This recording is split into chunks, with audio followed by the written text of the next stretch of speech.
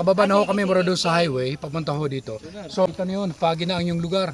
So, tara na, umpisa na tayo maglalakad. Halos 200 volunteers ang nakiisa sa ika-50 na Bayanihan Day na isinagawa sa Sitio Miyunod, Barangay Magsaysay, Infanta, Quezon noong Hunyo 13 upang linisin at ayusin ang daanang ginagamit ng mga mag-aaral ng Miyunod Elementary School.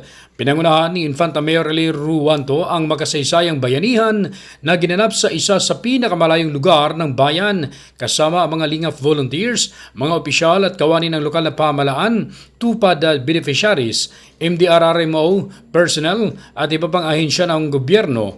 Nagsagawa rin ng paglilinis at pagsasaayos ng mga daan upang maging mas ligtas ang pagpasok ng mga estudyante sa paaralan. Kasabay nito, muling nanawagan si Mayor Eli Ruanto kay Pangulong Ferdinand Bongbong Marcos Jr. at kay Department of Public Works and Highways Secretary Vince Dizon para sa pagtatayo ng isang hanging bridge at pagpapabuti ng access road na mag-uugnay sa mga komunidad ng Sitio Miyunod at Sitio Yukyok. Nananawagang personal sa ating minamahal na Pangulo, kay President BBM, kay Secretary Vince at sa lahat po ng national agencies na maaaring tumulong para makapag-construct po tayo sa lugar po ito mismo.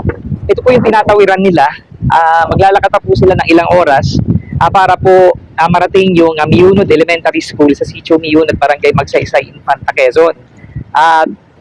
Sa kasalukuyan, tagtuyo po ngayon, kaya po nakikita natin, bagamat tagtuyo, napakalalim pa rin po nito. Ito po yung araw-araw nilang sinusuong na panganib. So kung magkakaroon po dito ng hanging bridge, magigipong maalwan yung pagtawid ng mga bata at ma-i-ensure po natin yung kanilang safety. Kaya patuloy po yung panawagan natin sa national government. Ayon sa mga residente, araw-araw nahaharap sa panganib ang mga mag-aaral at ang kanilang mga magulang sa pagtawid sa malalim na Agos Kaliwa River upang makarating sa Miyunod Elementary School. Tinatayang 80% ng mga estudyanteng pumapasok sa paaralan ay mula pa sa kalapit na bayan ng General Nakar. Sa kasalukuyan, gumagamit ng bangka ang mga mag-aaral sa pagtawid ng ilog habang ang ilan ay napipilitang dumaan sa gilid ng bundok kapag mataas ang tubig o mas pagbaha. Dahil dito, itinuturing ng mga residente na mahalagang infrastruktura ang isang hanging bridge upang matiyak ang kaligtasan ng mga bata at mapadali ang kanilang pagpasok sa paaralan.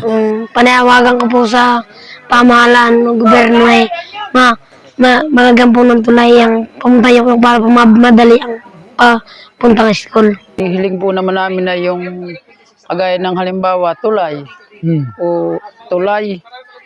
Saka po yung magandang maradaanan ng mga eskwela, nagmumula pa po sila sa Nakar. Bukod sa bayanihan, namahagi rin ang lokal na pamahalaan ng mga bota at raincoat sa mga residente. Kamakailan lamang ay nagkalob din ito ng school supplies sa mga mag-aaral bilang bahagi ng patuloy na suporta sa edukasyon ng mga kabataan sa lugar.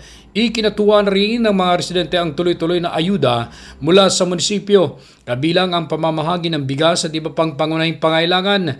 Ayon sa kanila, malaking tulong din ang bangkang personal na ipinagkaloob ni Mayor Ruanto upang magamit ng mga mag-aaral at magulang sa kanilang araw-araw na pagtawid sa ilog.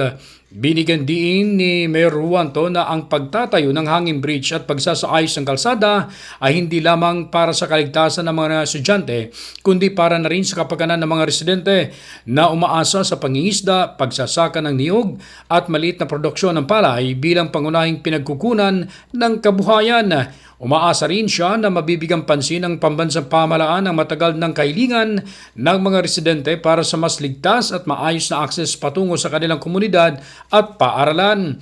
Pinasalamatan naman ng alkalde ang lahat ng Lingap volunteers, mga empleyado ng munisipyo, MDRRMO Municipal Health Office, Municipal Police Station, Philippine Army at iba pang sektor na nakiisa sa naturang aktibidad. Ronda Balita mula sa lalawigan ng Quezon. Ako si J.R. Narit, naghahatid ng mahalagang impormasyon at balitang totoo.